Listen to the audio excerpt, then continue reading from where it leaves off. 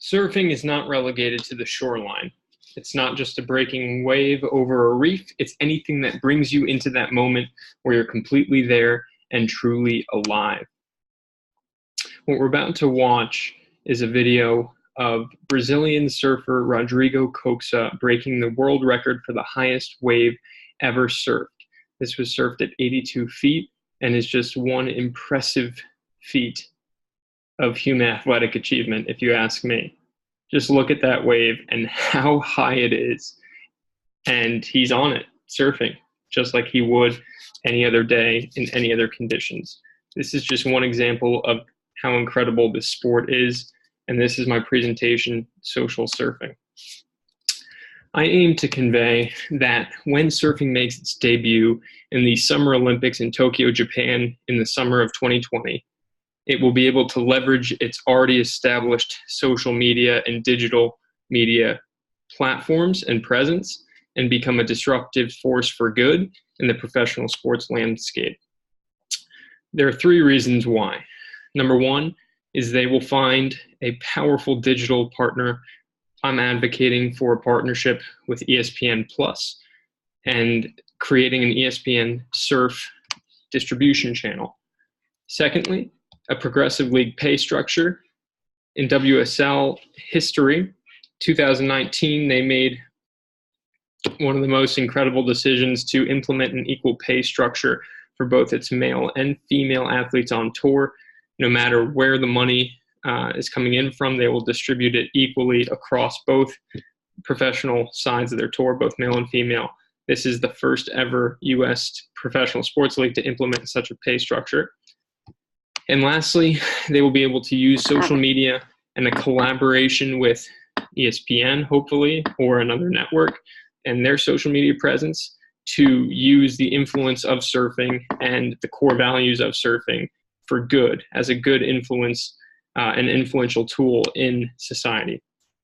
Here's just one example where the WSL not too long ago shared a post of 168,000 recycled plastic straws being used as an art installation to showcase the impressive scale of these waves and what these athletes are surfing by showcasing how much human waste we give out into the world with our plastic straw use.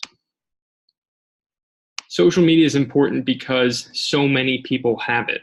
It's where the most attention is on a given day-to-day basis. In 2019, current day, there are roughly 2.77 billion users of social media. In 2020, when surfing makes its Olympic debut, there will be 2.9 billion users on social media.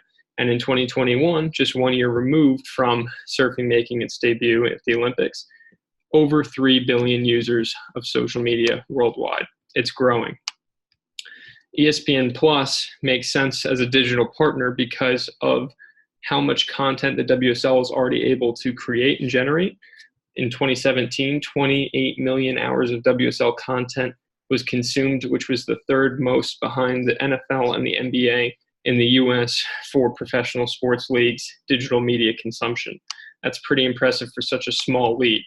Here's what ESPN might look like with surfing on its menu for the ESPN Plus, the OTT subscribers to be able to watch events from previous years or even this year whenever they want in the post-produced, well-edited versions that really showcase what these events are all about. They're not about the day-to-day, they're about the moment, the experience of watching multiple surfers surf Nazare, that wave that we started this presentation with. My strategic analysis came to two conclusions for strengths, weaknesses, opportunities, and threats. The strengths are that it's an established social presence. It already has a pretty strong following across multiple platforms, and the content is unique. It offers beautiful visuals, incredible locations, and star athletes that know how to use their influence for good. The weaknesses, limited exposure on TV, through its prior linear partnerships with CBS Sports Network and now with Fox Sports. They're not putting them out. They're not putting the content out there for the fans to consume at an easy rate. It's often off-peak hours, and the advertising and the break in the action forces fans to find something else to watch. Two, this happens because the unpredictable conditions of surfing a Mother Nature event, it makes it difficult. You can't predict when the waves are coming in. You can't predict what athletes will get the best waves. Therefore, there could be a competitive disadvantage to any given athlete on any given day, which just doesn't necessarily satisfy the athletes or the fans watching. The opportunities, however, are through proper media distribution partnerships and this new Olympic platform. There will be a growth in audience and therefore a growth in the demand for the best possible products. So for events where we want to see the best athletes overall being able to showcase their talents and abilities at an equal opportunity, thus using a machine-made wave, might be coming pretty soon, as we'll get to later in this presentation. With the threats, there are so many leagues that are trying to grow and use and leverage the influence of social media and digital media to grow interest in their sports leagues. This means more competitors for surfing, and it's all a competition for the viewer's attention, which is limited to a 24-hour, 365-day window. The lack of interest in surfing currently, due to the limited exposure and the unpredictable nature of the events, doesn't necessarily attract sponsors who are kind of looking for a real-time return on their investment. If you want to invest in surfing, I recommend a long-term investment because it's really suited for long-term growth. My pest analysis, the political effects are that it can be used as a global influential or social development tool.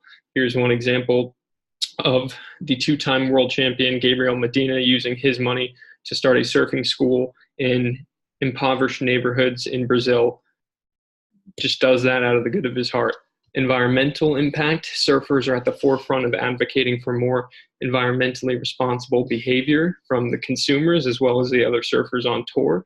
Their entire livelihood depends on the environment being in sync with the environment and the waves, and the more pollution that comes into those oceans, the harder it is for them to do their jobs and the harder it is for them to live in that codependent relationship with Mother Nature.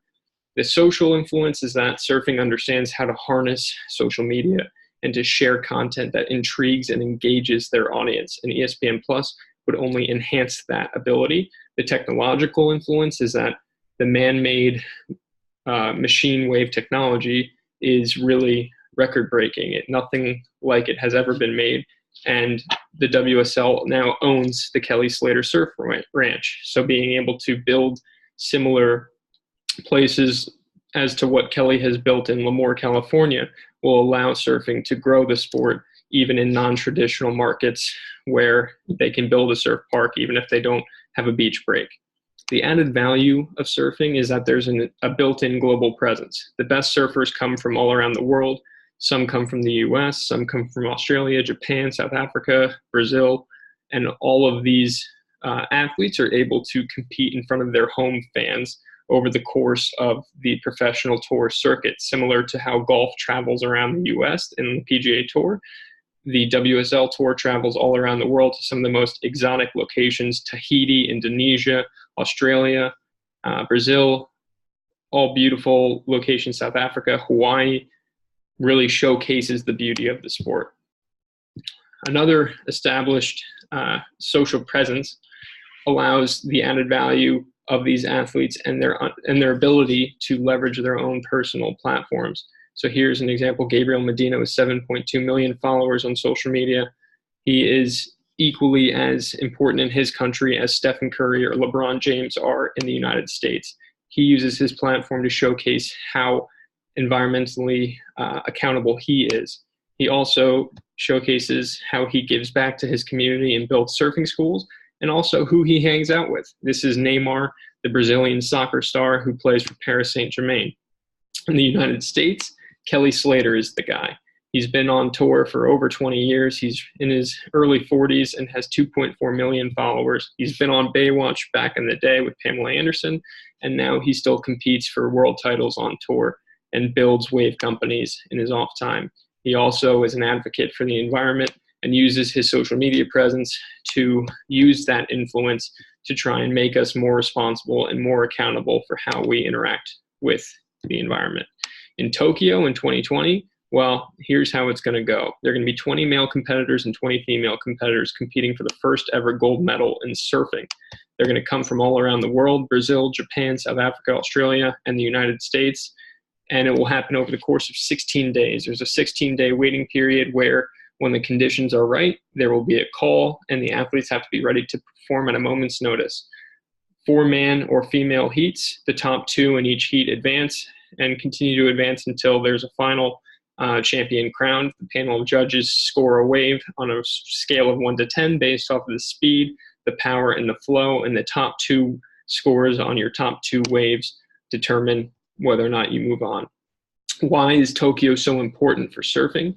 Because it's a brand building opportunity, it attracts a global audience, and it allows the sport to showcase its currently developed and future developing technology like the Wave Ranch, which is going to be implemented at some point. This brings on the dilemma. Do you use the natural experience of an authentic beach break that might not have ideal conditions, or the mechanical experience where it's inauthentic and rough to watch because there's no beautiful beach horizon in the background, but it provides the best experience? Here's the natural experience argument. The pros are that it's authentic, and that's about it. It allows the viewer to see what the beaches of Shida might look like. Here it is off the coast of Japan, and it's going to be off season. Unpredictable waves, not very high opportunity for the athletes to showcase their true ability, which brings us to the mechanical. And as we'll watch in this video, this Wave Ranch and this technology allow surfers to be able to anticipate when the wave is coming, know the size of the face and what maneuvers they can do on that, and therefore the best surfers tend to be able to advance. Therefore, it allows consumers to understand what's going on easier, and it makes the job of the broadcasters a little easier. The cons are that it's inauthentic and it requires a lot of money and time and energy to install and build around the world. When asked about this decision, Kelly Slater, well, before I get into this, I'll just say that Tokyo decided to use the man-made experience to try and showcase and boost their tourism revenue with using the shore of Shida to have the event. When asked about this decision, Kelly said, "You want to make a good first impression and put on the best possible event," when speaking about the debut of surfing. "We want to make it as interesting, fair, and exciting as possible, and wave technology could make that more consistent. I was thinking with Japan, since they're forward thinking with their technology, it would be a perfect fit." However, this was not the case. So they're going to have to put that on hold and look at showcasing other elements of where the league is going. And this brings us to the progressive pay structure. When asked about the influence that this will have in professional sports in general, Sophie Goldschmidt, the WSL CEO, kept it to, "This is the latest in a series of actions to showcase our female athletes, from competing on the same quality waves as the men to better locations and increased investment and support." Not only is Sophie focused on growing the already established and revenue-generating men's tour, but the female tour and those incredible athletes who compete in the very similar environments that the men do. There's really no difference. What has this done for the league overall? Well, in just 2017, they were able to generate roughly $19 million, which is fairly sizable given the history and the struggling financials of consistent sponsorship for the World Surfing League. It's undergone a complete rebrand under CEO Sophie Goldschmidt. Its current estimated value is roughly $45 million, and going forward, it's only expected to grow to $70–80 million. Overall, more eyes equal an increased advertising budget and an expanded sponsorship portfolio, which allows the league to attract new consumers and brands to be able to activate those campaigns with surf-specific sponsorships. Why would they want to do this? Well, in an age where there's an oversaturated sports content consumption marketplace, pure storytelling will elevate the sport of surfing up and above the more predictably anticipated results that happen from traditional sporting events. Surfing and its stories and their athletes competing offer real life movies for fans to follow. The trials and tribulations of these athletes are the story. It's not necessarily the results on a given event. It's the overall long-term story that's being built and developed over the course and the career of the athlete, like any individual sport. It's got large growth potential. I see it growing to a similar size in tennis and professional golf if it's able to capitalize on these opportunities. The current sponsors make sense: Jeep, Airbnb, and Corona. They're attracting new, young, millennial and Generation Z audiences, which are the most coveted by young and up-and-coming sponsors who rely on these audiences. And it's affordable at only $40 million. Compare that to the UFC, which was just bought in 2018 or 2017 for $4 billion by William Morris Agency or Endeavor. This is a fraction of that cost, yet could continue to grow with the sponsors that come forward. And finally, I'm just going to use a video to showcase what I'm talking about here. Surfing doesn't need to be the professional sport. It's also just a dude out in his backyard in Ventura, California, surfing with dolphins, which is able to be captured by a drone like GoPro and their incredible camera technology, and showcase how incredible the relationship is between man and Mother Nature and how beautiful it can be, which honestly sometimes is a better reminder than a blowout in an NBA playoff game. Lastly, surfing relies on Mother Nature. Whether or not the wave technology is being used, it relies on a relationship with the environment and not polluting. And so therefore it will continue to advocate for more socially responsible behavior. And this only helps to grow a following and a large consumer base thanks to the Olympic platform. It has a more socially responsible following. And so that's my presentation. Thank you for watching.